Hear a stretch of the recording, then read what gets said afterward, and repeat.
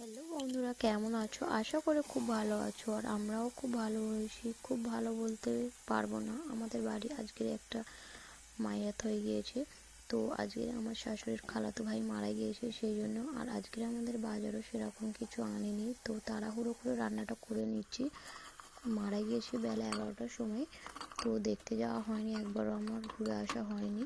তো এই তাড়াহুড়ো করে রান্না করে নিচ্ছি। আর এই রান্নাতে আমি কালকেদারের আমাদের ইলিশ মাছের মাথা রয়েছে, সেই মাথাটা দিয়ে এই বেগুনটা রান্না করে নেবো। আর খুবই সিম্পলি রান্না, আর খুবই কম তেল মশলা দিয়ে আমি এই রান্নাটা করে নিচ্ছি। আর এরকম সময় যদি কেউ মারা যায়, লোকের মন মেজাজ কিছুই ভালো থাকে না, সেই জন্য আমি তাড়াহুড়ো করে রান্নাটা করে নিচ্ছি, যেহেতু আর আমার দেখতে যাবো সেই জন্যে। আর ইফতারের সময়ও হয়ে এসছে, সেই জন্য। আর বিকেল হলে সময় লোকের হাতে খুবই কম থাকে, কারণ ইফতারের সময় থাকে, রান্না বান্নার সময় থাকে, ছোট বাচ্চা রয়েছে, সেই জন্য। তো আমি এতে কী মশলা অ্যাড করেছি তোমাদেরকে পরে বলে দেবো। প্লিজ চ্যানেলটাকে ফলো করে দিও যারা ফেসবুক থেকে দেখছো, যারা ইউটিউব থেকে দেখছো প্লিজ চ্যানেলটাকে সাবস্ক্রাইব করে দিও আর লাইক করে দিও আর পাশে থেকো।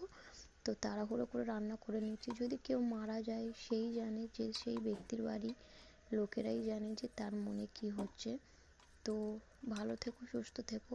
আবারও একটা নতুন ভিডিও নিয়ে খুব শিগগিরই